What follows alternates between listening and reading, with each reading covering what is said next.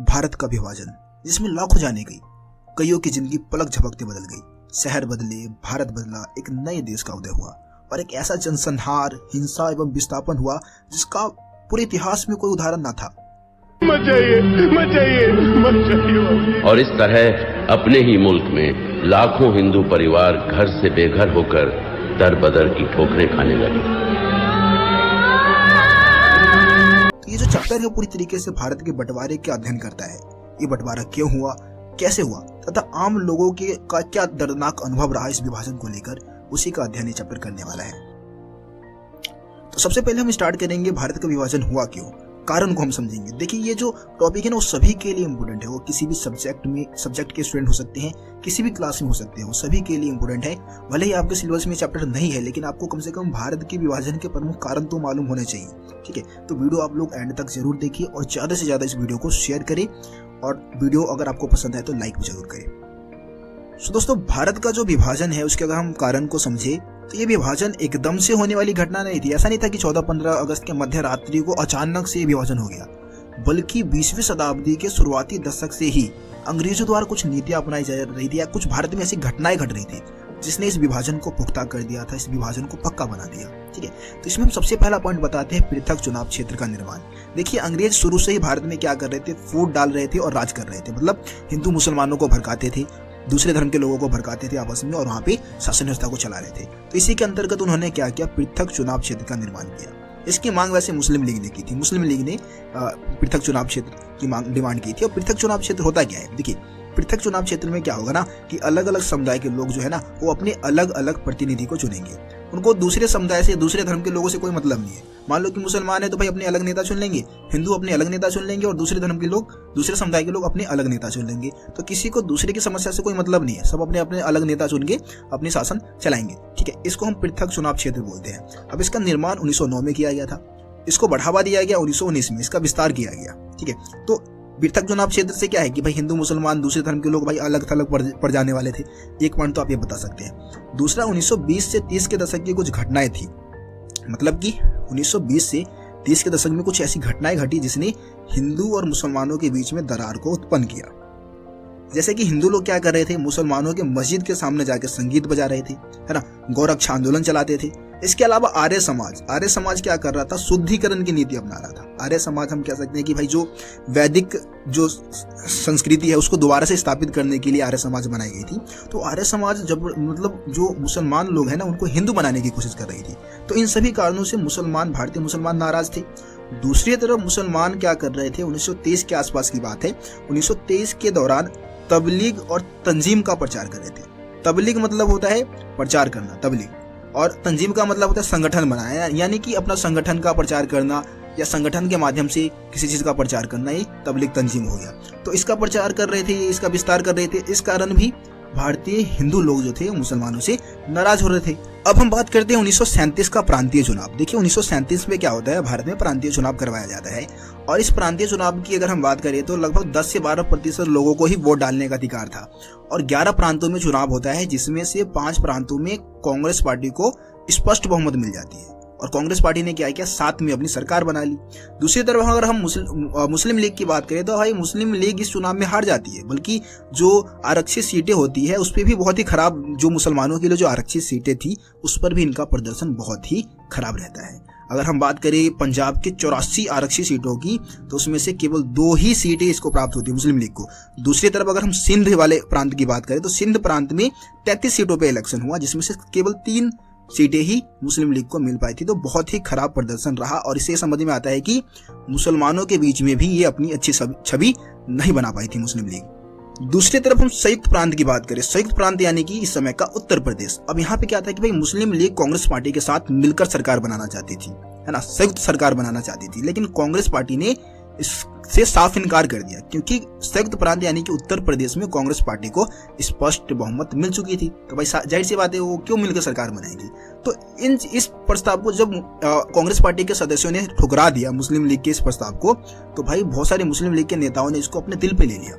उनको लगा कि अगर भारत का विभाजन नहीं हुआ, अगर भारत अविभाजित रहा तो यहाँ पे उनको सत्ता में हिस्सेदारी नहीं मिल पाएगी क्योंकि वो अल्पसंख्यक है ना, और मुसलमानों की भलाई की बात तो कोई मुस्लिम पार्टी ही कर सकता है ना। मुस्लिम जो दल है वही कर सकता है, हिंदू पार्टी या हिंदू दल ऐसा नहीं कर सकता। और जो कांग्रेस पार्टी हो एक हिंदू दल है ना, तो इससे भी दरार उत्पन्न हुआ भाई मुस्लिम लीग और कांग्रेस पार्टी के बीच में। अब हम चौथे पॉइंट की बात करते हैं, जो कि है कांग्रेस मंत्रालय की नीतियां। अब देखिए, कांग्रेस मंत्रालय की भी कुछ नीतियों ने क्या किया, मुस्लिम लीग और कांग्रेस पार्टी के बीच में दरार उत्पन्न किया।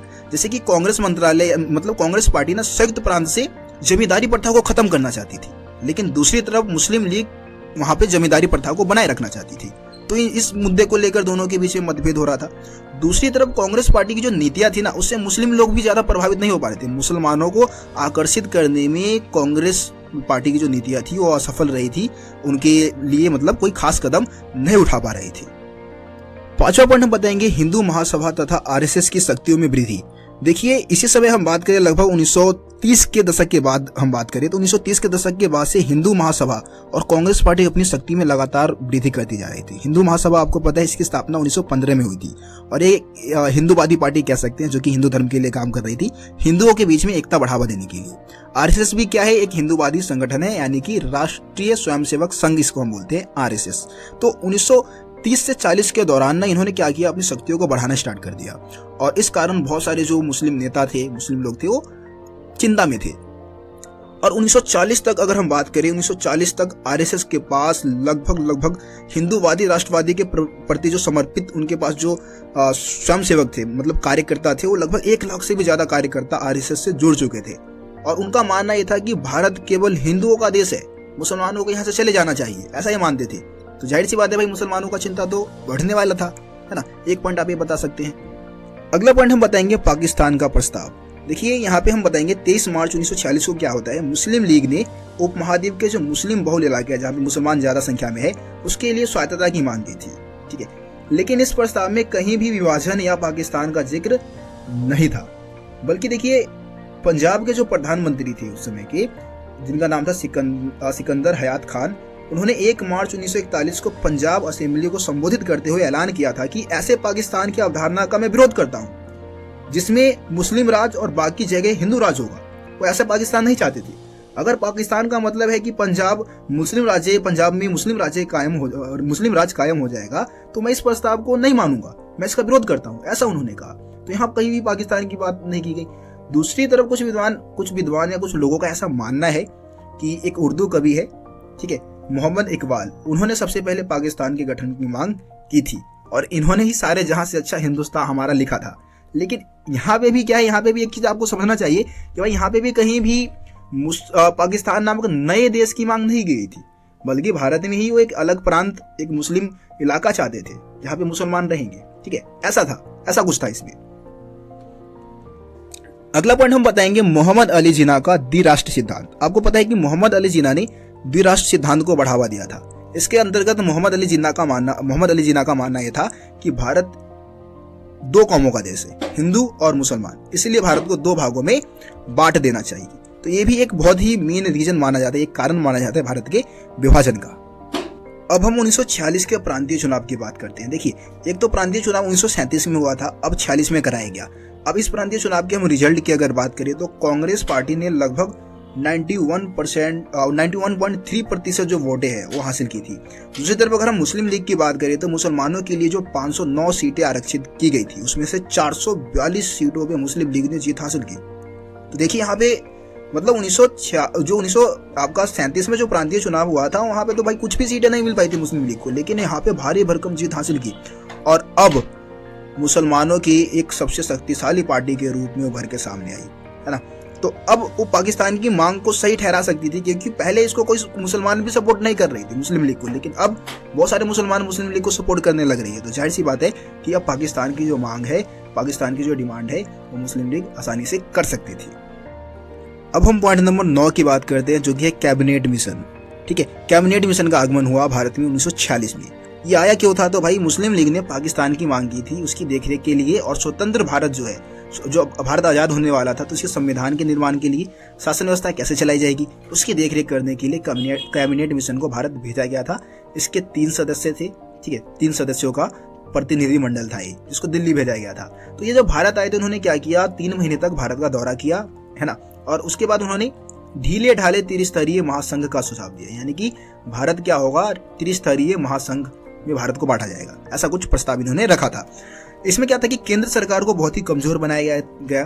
ठीक है, कैबिनेट मिशन में केंद्र सरकार को बहुत ही कमजोर बनाया गया था, जिसके पास केवल विदेश, रक्षा और संचार की जिम्मेदारी दी गई थी। दूसरी तरफ प्रांतों को 3 भागों में बांटने को कहा कि भाई पहले तो भाई हिंदू बहुल प्रांत होंगे, जिसको हम समूह का कहेंगे।